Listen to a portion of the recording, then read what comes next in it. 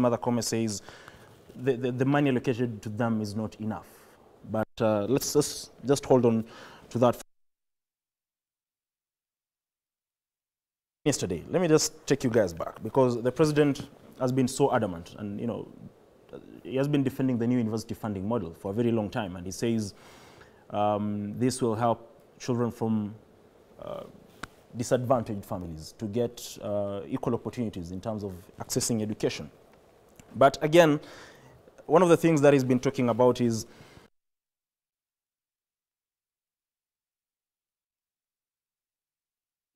sometimes you are confused which is which. Are we trying to push this model to help those from disadvantaged families, or sorting out the mess? Because universities have been riddled in debt for a very long time, and the president has been clear saying those debts will be settled, and universities will be clear of this particular mess of debts through this new university funding model.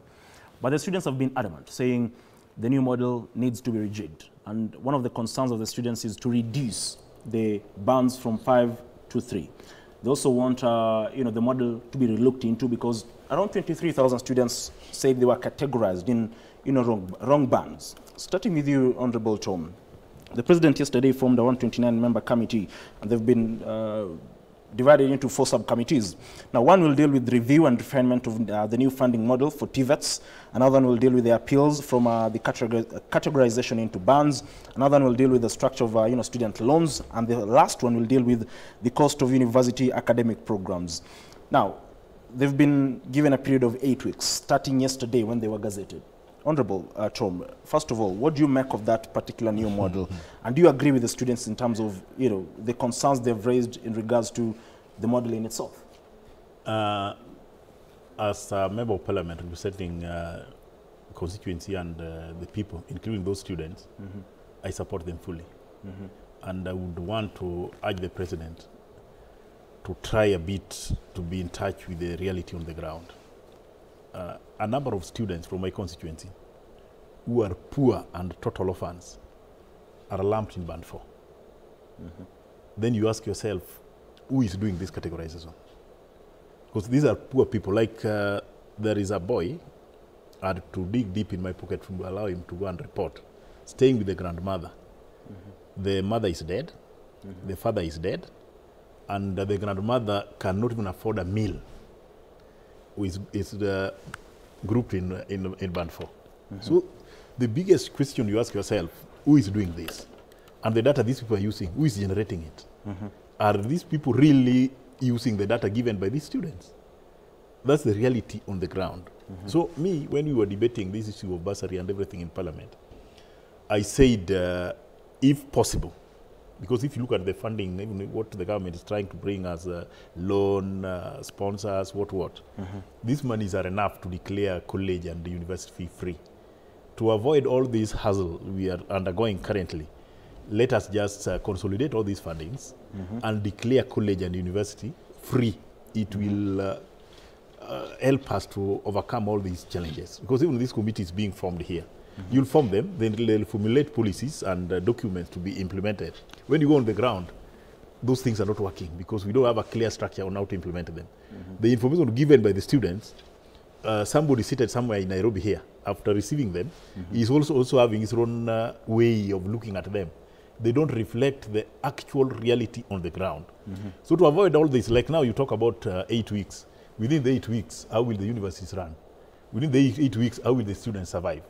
We have a lot of money in education here, which if well channeled, will guarantee education. This thing of some people are having money, some people are not having money, will keep on taking us around. At the end of the day, you'll find students from the able families are the ones benefiting.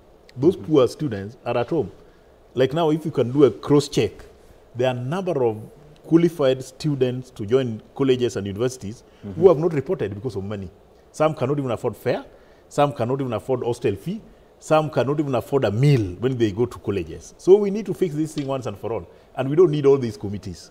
Let us just accept we are in the country where majority of our students are not able. We declare college and university fee free. Fair enough. Because you talked about that particular student being categorized in band 4. because band 4 consists of 40% government scholarship, 30% loan, and 30% household income. And you've said that particular child is an orphan. Where will that child get the 30%? Even if you give the household to produce 5,000 shillings in a year, that lady cannot afford. She'll have to go and look for somebody to assist her. And she'll look for that somebody for how many times? She cannot afford that. Putting a meal on the table is a problem. And if somebody is listening to me, if they may think I'm doing politics, they go to a village called Nyora and look for that student who was invited to join Nairobi University. He could not come because of fare. Fare alone. Now leave alone where he's going to stay and how he's going to eat. He cannot afford fare from Nyatike to the University of Nairobi. Fair enough.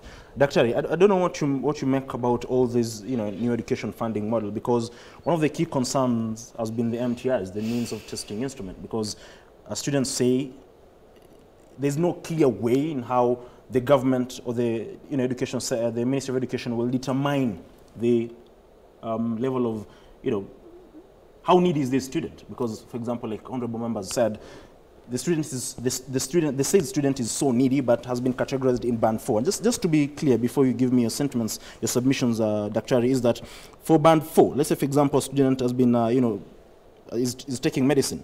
The program cost is 612,000. The government will give 244,800 in scholarship, 183,600 in terms of a loan, and then the upkeep 45,000. The household is supposed to contribute 183,000 Kenya shillings. Where will that child get that money? Ian, I chose to have a mental block on the university funding issue for several months now. Because when it came out, I had an issue with it. Because I strongly feel that the money, and I agree with Mheshimiwa Odege, that it should actually be, education should be made affordable. It might not be free, but it should be made affordable. These bans we are talking about actually do not make sense. They don't make sense at all. And so one of the things that we should do, and this committee should do, and I support the setting up of this committee, and I think that we accuse the president of not listening. He listens. But it looks like we're a country that we are so we're so used to committees. Anything happens, we form a committee. Anything happens, we form a task force. Yeah, but that's the problem of democracy. If you didn't do it that way, you remember we are having all these issues, and I know we're going to be talking about the other financial issues and deals and Adanis and things like that. And the constitution that we have, that is a product of our democratic process, talks about public participation. As an individual, you cannot do public participation, so you actually bring in the views of the people. But I want to I want to say two quick things, and because I know you want to move forward on one or two other items. In supporting what Mheshimiwa Odege said, HELB loan, 32 billion. NGAF bursaries, this is bursaries that is given to those members of parliament that are women. That are women leaders who are representing counties. That the bursaries, because they're the ones who, Mheshimiwa here also stand accused, they're the ones who also want to have some money that they actually give. But I'm glad that he's actually supporting this idea. Bursary, NGAF bursary is 1 billion. NCDF bursary is 20 billion. Presidential bursary is 3 billion. And you can counter-check these numbers. County government bursary is 30 billion. University fund is 20 billion. You put all this together, you're talking of 106 billion every year. They're scattered all over. Okay. And then you have some that are being run by Jomo Kenyatta Foundation and a host of other things, and some money that we also put in equity wings to fly. Okay. Truth be told, is that we can take that money and divide it per student. Let the money follow the student. And we would have what is considered free education. We would not even have a problem. Let's not go into a lot of formulas, G band 1, band 2, band 3, band. I mean, it's confusion. Okay. Let's take this money, and because it's already there, and it's already being spent, and it's being used very poorly. In fact, that is also where you find some students getting more bursaries based on their political affiliation. Okay. And then the final thing that I want to say at a personal level, because Mheshimiwa has also raised it, I have, in the month of, and I'm not a politician, in the month of June and July, I have participated in 19 harambes. Wow. 19 harambes. And directly, I have supported 27 students.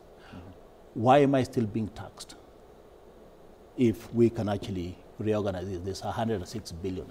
This I'm a private citizen. Okay. And that is the challenge. That is basically just in the village. And the request that I have on my phone, and I'm sure Mheshimiwa has more than that I have, and I'm sure you do have, because your people from your village see you on TV. That is part of the problem. Okay, fair enough. Honorable Odege, you know, I talked about the committees and how, as a country, we are really obsessed with forming committees and task forces. But my biggest concern is, do we have the luxury of time? Because 8 weeks is 2 months. Now, students, university students are supposed to stage demonstrations on the 9th of September. But they said they will give the government 10 days to sort out the issue. 10 days. Now, we have 2 days to the 19th, because from 9th all the way to 10 days will be the 19th. We have 2 days before the students, you know, resume their demonstrations, because they said if in 10 days the issues we've raised will not be sorted, then we'll be back on the streets. In 2 days' time, the committees do have 8 weeks to sort out this issue. By the time they'll be completing, we'll be ending the year. And the students are already, you know, in their first semester. So how do we work around that to ensure that we race against time? I think I said it, and I want to repeat. We don't need those committees. We don't need them. The problem we have now, how do we fund our university education and technical colleges? And we all pay tax. We have money raised from our taxes. Let the government be bold enough, and we fund university education and colleges. We are able, we can do it. We don't need to go in circles. We are killing our own children. Because like now, you want 8 weeks for students to be in the university, and those 8 weeks we have not funded the universities. Most of those students who are in the colleges don't have money for fee. How do you expect those universities to run? We'll again come up with the strikes in the universities. Students are also demonstrating. Then we find ourselves in chaos. Let us swallow our pride. We don't need to go for those committees. We know where the problem is. Let us fix the problem by funding universities so that our students, let us forget about somebody coming from a rich family, somebody coming from a poor family. Some of us, when we were going to the university, such things were not there. Everybody got enough money to go for education, and whether it was help or not, everybody was treated equally. Everybody are paying tax. Even those people we consider to be rich, they're paying more tax than those people who are considered to be poor. So when they pay more tax, even if you give their children free education alongside the tax they're paying, they deserve it. We don't need to punish you after paying more tax. Now, because of your income, we give you more burden because we think you are getting more money. Let us treat our students equally, and we fund universities equally. If money will follow students and the calm is in the university, we'll get the quality education we are looking for. But now, as we are talking today, lecturers are not happy, students are not happy. What will happen in the university? Quality will be compromised. Thank you very much. Now, just right now joining us is Wakili Steve Mbugua. Very good morning to you, Wakili. Very good morning. Thank you very much for making time to be with us. Thank you very much, and my apologies. We've been waiting for you because the issues that... It's chaotic. the issues that a fellow panelist was saying, if you were here, you'd have helped to address. But before we talk about matters, the judiciary, the law, and whatever happened, or whatever has been happening in the past 24 hours. We're talking about the issue of university funding, and there are concerns because the president yesterday formed a 129-member committee to look into the issues surrounding the new university funding model. And they've been divided into 4 subcommittees that will deal with different issues. From where you sit, because I've seen you, associated so much with the Gen Z, the youth here in the country, and most of them are in universities, and they're saying this particular model is not the right model to use. We should revert back to the model that we were using before, because they're saying it had no issues. And Honorable Odege here is saying there's no need for all these committees. These are issues that we can fix. Daktari says, why not consolidate all these funds that we have to help students have access to affordable education? I don't know what you make of the whole issue that we have in terms of the new university funding model. I think picking up the conversation from how I found it, I can mention that Kenya, we have been having this tendency of creating committees and commissions to investigate into matters where after public outcry, clearly showing you that even the process of making that resolution or decision never involved the public, because if they were extensively involved and their opinion taken into consideration, we will not have a need to review that. So by the time the Ministry of Education was coming up with this creation of new bands and extending the bands to now 5 bands and categorizing students based on the economic, the parents' source of wealth or the level of their wealth, clearly I think the government's priority are quite misplaced. And I say this because most of the people, and Mheshimiwa can confirm, they are part of the beneficiaries of this system. They tell us how they went to university without paying a penny and how they enjoyed being in universities. Where this money went to, how this money now disappeared and now is coming in form of loans, in form of bursaries, in form of other incentives which are used, and those particular opportunities are used to ensure that public are hoodwinked to think that they're receiving bursaries, but instead that is another public participation that is claimed to be taking place, is something that needs serious consideration. And why do I say this? I agree with Daktari on the fact that we need to ensure that we make education very much affordable for everyone. And I think even addressing the issue of bursary, which I think Mheshimiwa Karongo Adhango has been on the talking about it a number of times, it's high time we start consolidating these funds. We bring them together. We ensure that the education, both at the basic education and tertiary education, is affordable for everyone.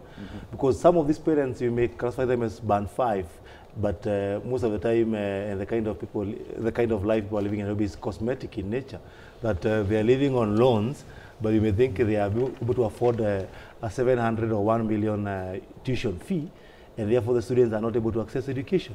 So I think it is the business of the government not to classify people on their social or the economic levels that they have in this in their pockets or their jobs, but instead to ensure that every child, because every child belongs to this country, is able to access that education, whether their parents have money or they don't, whether their parents come from a poor background or they don't, because those who are in government and those who are our seniors right now enjoy that model. Why now they are making it not affordable for the younger generation baffles everybody. Fair enough. Now, Honorable Odege and Daktari Mark, I just want us to go back to the issue that we were talking about. And Wakili, now that you're here, yesterday we saw the Law Society of Kenya condemn the actions of the police IG in regards to the National Police Service in regards to the withdrawal of the security detail of Judge Lawrence Mugambi. Now, I don't know if you've seen, but the National Police Service, in a statement signed by the acting police IG Gilbert Masengeli, says they were withdrawn because they're supposed to undertake training on some VIP security training. What do you make of that, as a member of the Law Society of Kenya? Definitely, the IG knows that he's playing games. And one thing, and I think the statement was very clear yesterday when we made the statement as LSK, that to remind the Inspector General of Police, who has first and foremost been defiant of the rule of law and even the court order. I think 7 times the court summoned him. if these persons were supposed to be withdrawn and reshuffled or undergo some training, I am very sure there were local arrangements that could have been made between the commander of the police unit and the judiciary, together with the judge who is supposed to be benefiting from this security. But withdrawal of these security personnel clearly is a sign of intimidation, and you can see it is a result of what? As a result of the judge has summoned the IG for 7 times. He failed to appear in court. The IG has proceeded to be cited with contempt and convicted, and even required to appear now. If he doesn't make good of the requirement by the court, he presents himself to the prisons for after 7 days. So everybody can see, and it is very clear that the act by the IG, the acting IG, was an intimidation to the judiciary, and with disregard that judiciary's power and independence is derived from the Constitution, which is directly from the power of the people. So the IG statement, first and foremost, I'm even shocked that he has the audacity to be issuing statement knowing that he has a pending court order which he has not even complied with.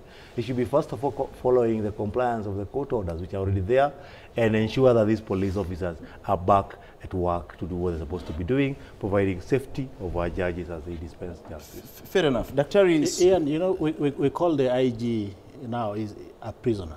Yeah. Is that con? Be careful in supporting what I'm saying.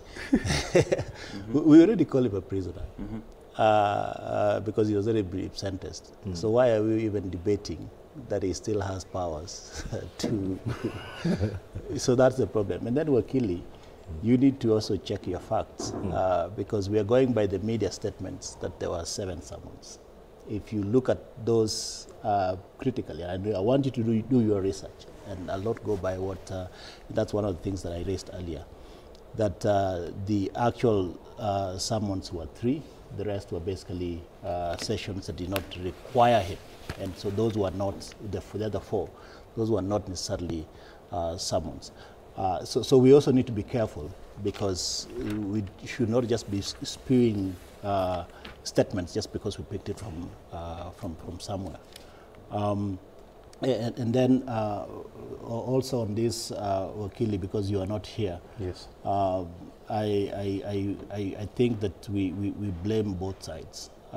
They should not be putting the country in such a risk, because if we don't have the head of if we don't have the head of security, then we have a problem. If we don't have security for judiciary, then we have a problem. So either way, we do have a problem. And I think that there should be some level of maturity here, because I think that there is a bit of what I would consider, I don't know if there's a statement called judicial overreach. You'll help me with that. Well, I can see Wakili is trying to get his facts right, but we'll just continue that conversation before we cross over and talk about matters of the energy sector, because as it stands, Adani is also set to take over a few, set up transmission lines and substations in the country. As we all know, Adani has been on the headlines in regards to the taking over operations of the Jomo Kenyatta International Airport. But as it stands now, they're also getting into the energy sector after submitting proposals to K24 in regards to, of course, ensuring that the country is well supplied with electricity and all that. But that will be after this short break. Don't go away.